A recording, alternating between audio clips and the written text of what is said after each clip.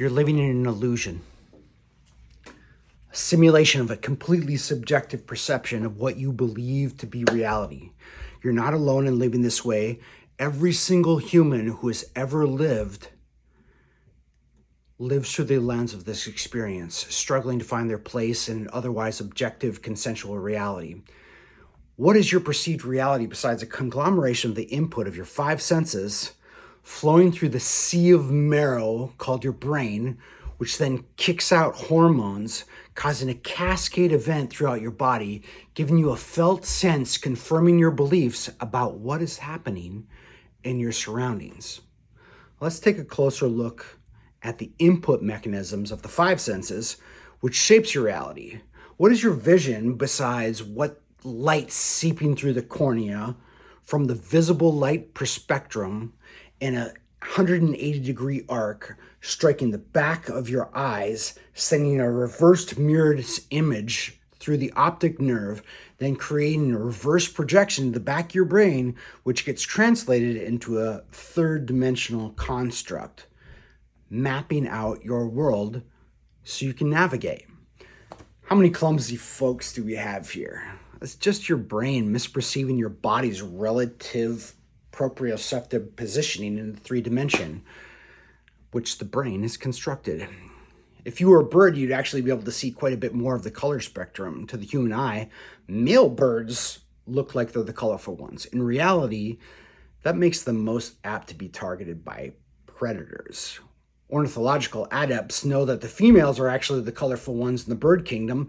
The eyes of the male species looking around sees the females shimmering and sparkling in stark contrast to the surroundings, scintillating in a variety of colors. Yet to the human eye, the females look dirty gray and brown, camouflage, blending into the background of the flora and fauna. Now, just look at the male peacocks. Sometimes it's not just about coloring. Every now and then, you just gotta strut your stuff and be a little extra to stand out, to be noticed. I mean, don't even get me started on taste. There's some people that think cilantro tastes like soap. What a bad joke for those people. Sucks to be them. I mean, luckily most of us can agree that tacos with avocado, extra, it's worth the money. Just pay it. I mean, I'm one of those garlic-loving, incense-burning, hair pomade wearing, essential oil sniffing, fierce fragrance fascinators who loves the wafting of cooking.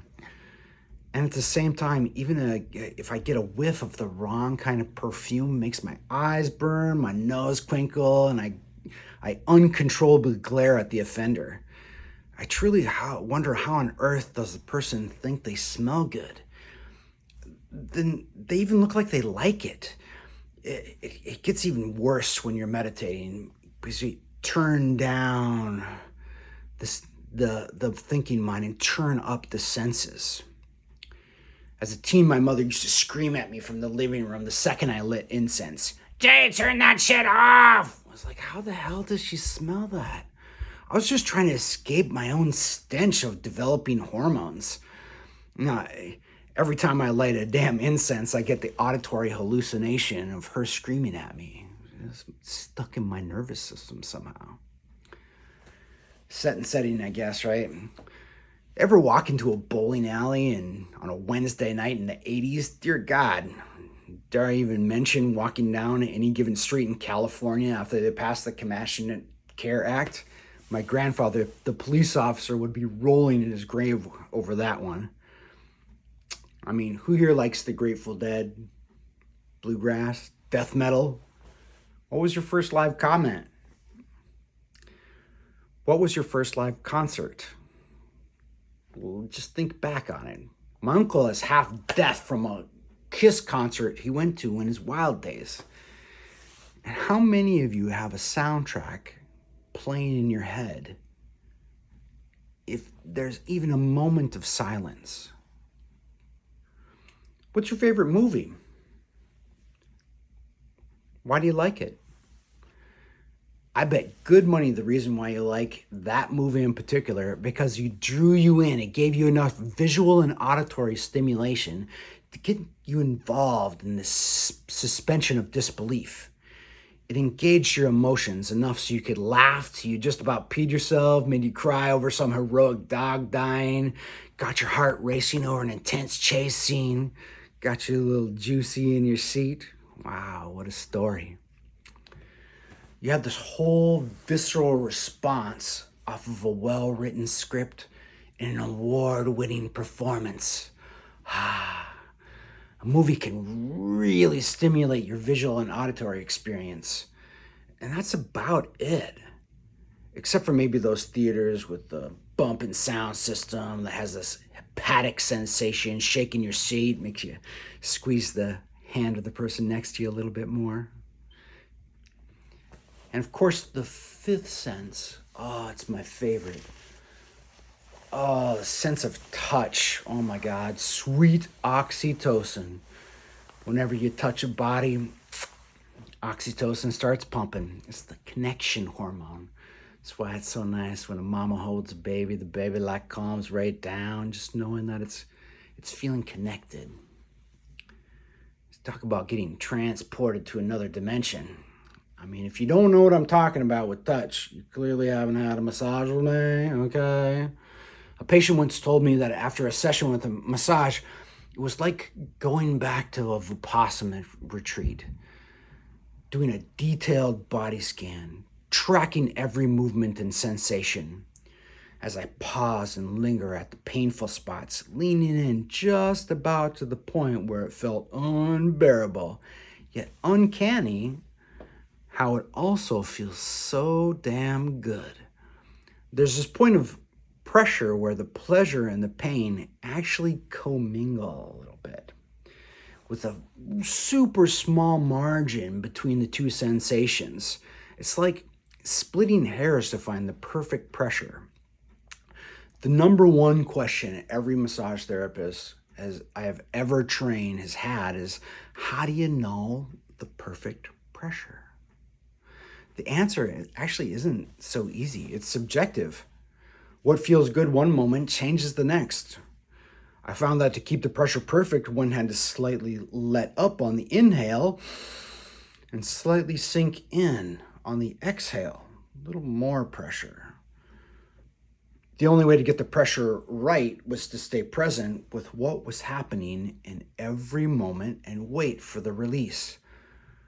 Whenever it's ready, simply follow the breath, pause, and wait for the opening. There's this marvelous mechanism that happens within the breath. On the inhale, the body sends signals to the hypothalamus, thalamus, pineal, pituitary glands, giving the signal to slightly contract the muscles. And on the exhale, the opposite signal is sent to the muscles to relax. This mechanism supports the intercostal muscles' contraction to draw the rib cages open, pushing the diaphragm down, creating space in the front, back, sides of the rib cage, overcoming the pressure gradient of external atmospheric pressure, creating a vacuum which draws fresh air into the lungs. Likewise, on the exhale, the signal is sent for the muscles to relax, allowing the atmospheric pressure to exert enough force on your body to drive the air out of the lungs in a more passive manner, allowing oxygen and carbon dioxide exchange to happen, creating the potential for life. That's why we say on the exhale, it's like a little death. It's a surrender. Now, here's a clue which can help us approach our own death with dignity. The truth is, we're practicing for it our entire life in every single exhale. And if you've ever witnessed someone pass, it can be very peaceful. It's a simple moment where the muscles fail to overcome atmospheric pressure. It's actually the first battle that the body loses in an entire lifetime. Every single day is another day you've just won. You've won the struggle against atmospheric pressure and gravity to be able to struggle another day. Within this concept is also another reason why we suffer. Every single day is a struggle. Every single breath We have to overcome the force of atmospheric pressure exerting against us. Every step we take, we have to create enough strength and effort to be able to resist external forces of gravity to simply go about living. There's no escape from the struggle of this. Some days I get it. It can be a lot to handle. It's a lot for the body. It's a lot for the psyche to take on. Gravity's a real bitch, I gotta say. It honestly causes a lot of pain and suffering. The fact that we carry our body weight around essentially in a very poorly constructed, crooked-ass framework of bony hinges and pulleys, subject to the effects of entropy, designed of a bioelectric meat puppetry. The whole thing's a cosmic joke, I tell you. Sometimes it's not funny. I mean, sometimes it is, okay? Sometimes it is. Okay, a patient goes to see their doctor. Doctor, I've got a pain in my stomach. I can't poop. Help. The doc goes through all the usual questions. What's your diet? How much exercise you get? When was the last time you pooped? Are you drinking enough water? Well, doc, I'm doing all the right things, but I just broke up with my partner. It's kind of a toxic situation, actually. Every time I'd come, my partner would get mad and start yelling. I keep thinking about them, the great sex that we had, all the adventures we'd go on. I just can't stop thinking. Doc treats the patient, gives him some herbs, gives him a guided meditation on letting go of the past. Patient feels better. Books again for next week. Next week, the patient goes in for their appointment. Doc, it was better for a couple days, then my heart started racing. I'm peeing 10 times an hour. Every time I think about my ex and the wonderful future that we had planned, I get sad. I can't stop crying. Help. Doc treats the patient, gives him some herbs, shares a meditation on how to let go to the future. Patient feels better. Books again next week. Next week, patient comes in. Doc, I felt better for a couple days, and I'm not thinking about my ex anymore. But I'm distracted all the time, though. I can't think. I've lost my appetite. I start sweating in the middle of the night. I wake up panting every morning, first thing, and I'm horny all day long. Doc, I'm desperate. Help, anything. Doc treats the patient, gives him some herbs. So listen, I have this meditation to help stop some cravings. Maybe get some energy moving a little bit. Okay, right? You got to get things moving down below. Here, go home. Take this dildo, put it up here, rub one out. You'll feel better, I promise. Next week, patient doesn't show. Calls instead. Doc, I'm cured. You're a miracle worker. My heart stopped racing. My stomach doesn't hurt anymore. I took the hugest poop of my life. My panting stopped. I'm not horny. Great. What meditation do you think shifted this energy? Said the doc. Oh, no. It's none of that. I did what you said. Went straight home, grabbed the dildo and some lube. Went after myself. I came. Oh, my gosh. You wouldn't believe it, doc. Just then, my ex happened by. Just in that moment, came to yell at me. We got back together.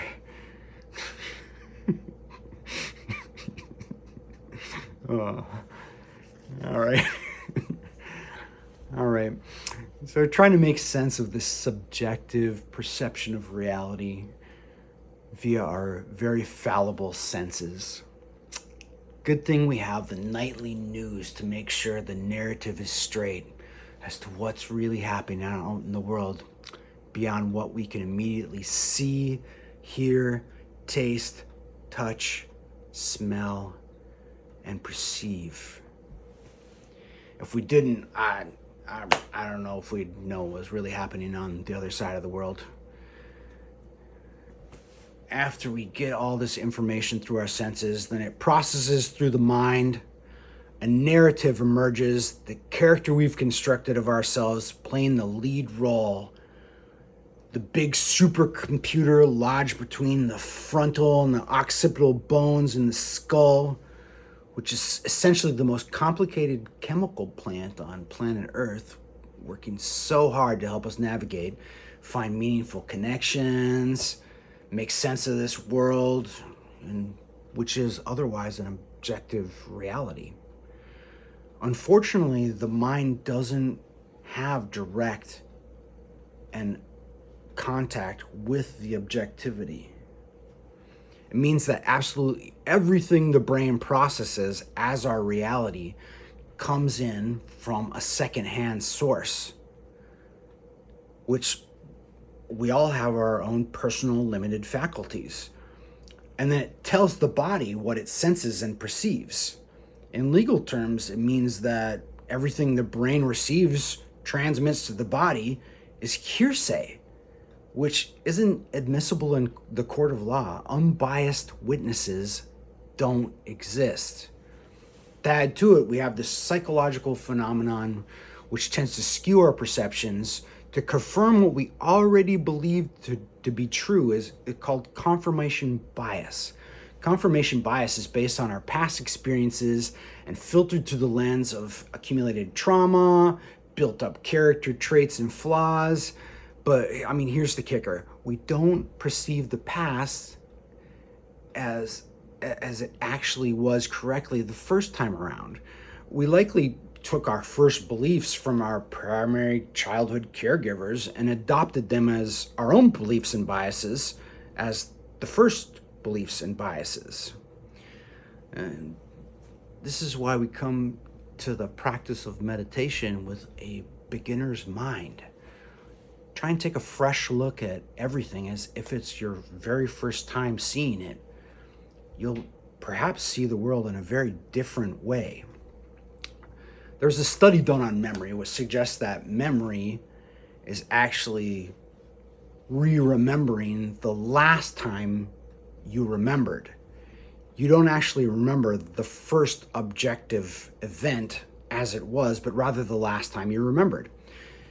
In the event of a looping thought that might be 10 seconds ago, take into consideration that every time the thought loops, it gets further and further removed from objective reality you once observed.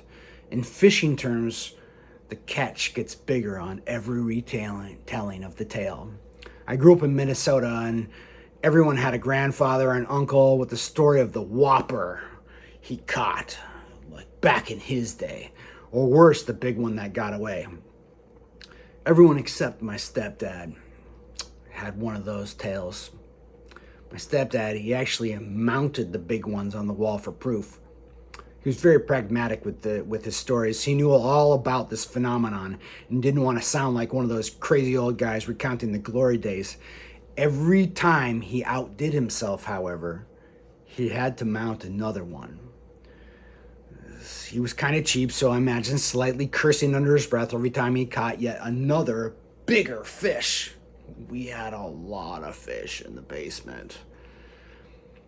In other words, your memory is like a copy of a copy of a copy of a B-grade film with a bad main actor, with no script, questionable staging, but amazing costumes. Shot on a black and white Polaroid picture, licked together with double-sided tape, colored in with magic marker, dubbed over on a glitchy system from reel to reel to Betamax to VHS to DVD to Blu-ray, and now on 4K high def with surround sound. Constantly playing your favorite 8-track tapes from your teen years rocking in the background. All while you're hungry trying to shovel some popcorn into your mouth and not drop any on the floor. God, I love the taste of that fake butter. I even know it's fake and it causes cancer. I can't help myself. I slather all over the shit. It's all over my face. Suck it off of my fingers and everything. Your body gets really into this full suspension of disbelief. You even get a standing ovation and a Grammy for every replay of this riveting performance of your past. Come to find out, thinking about the future can actually have a similar effect on the mind as memory. The body can perceive it as the real deal's about to happen right then and there, mixing up the magic potions in your brain's chemical factory in preparation for the event, giving the body the signals. It's happening, it's happening, it's happening, look out! My favorite scene. How powerful are our thoughts, projections, and memories?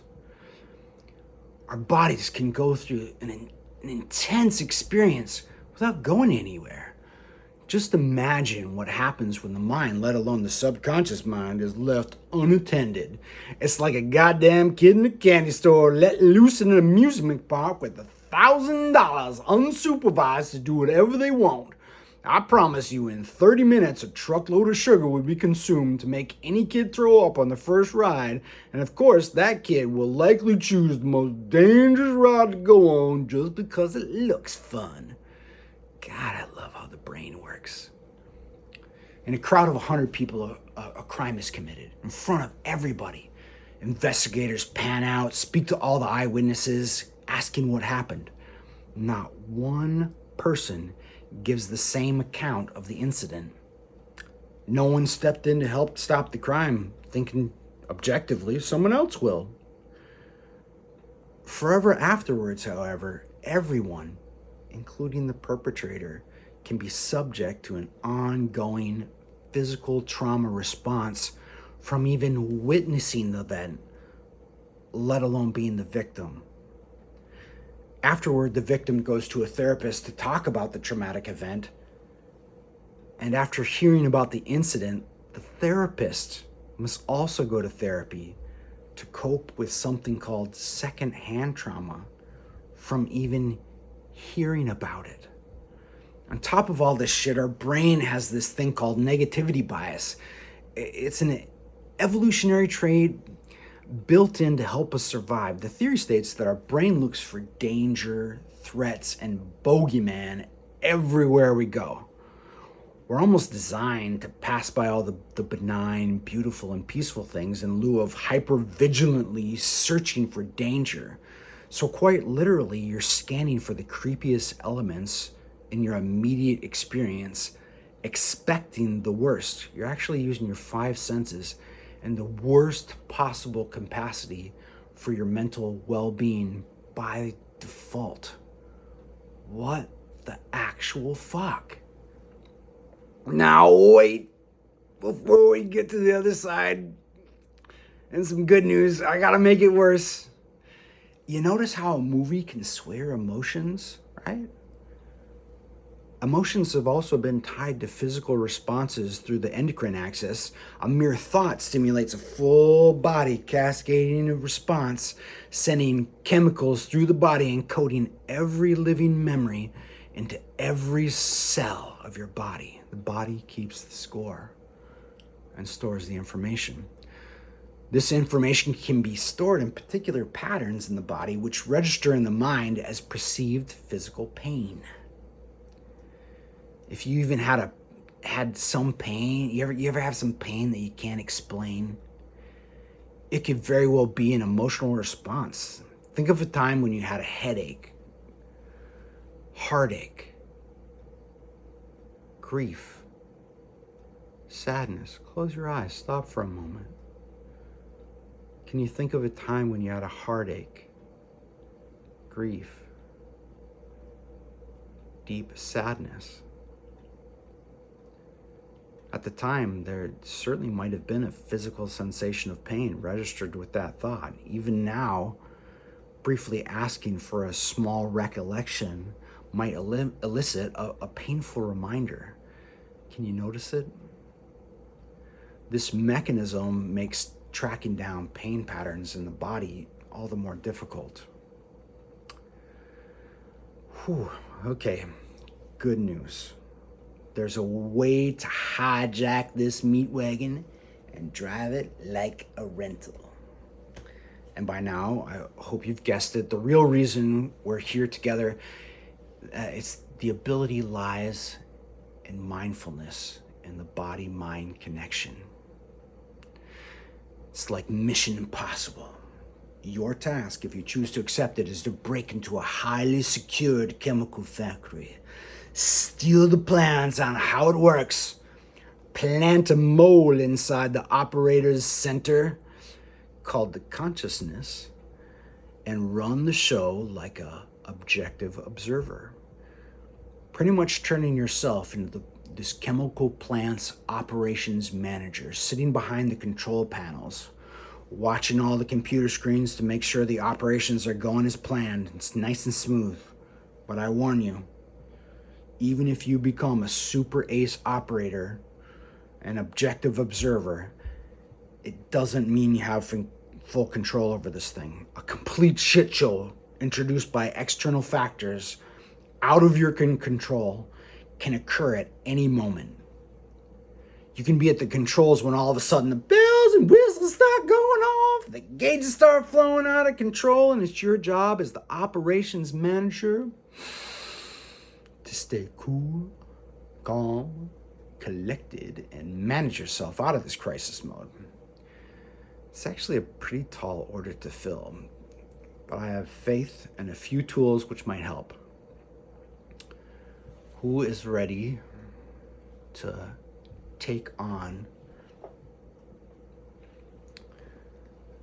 the position of the manager, the objective observer of this divine vessel? May I invite you into meditation.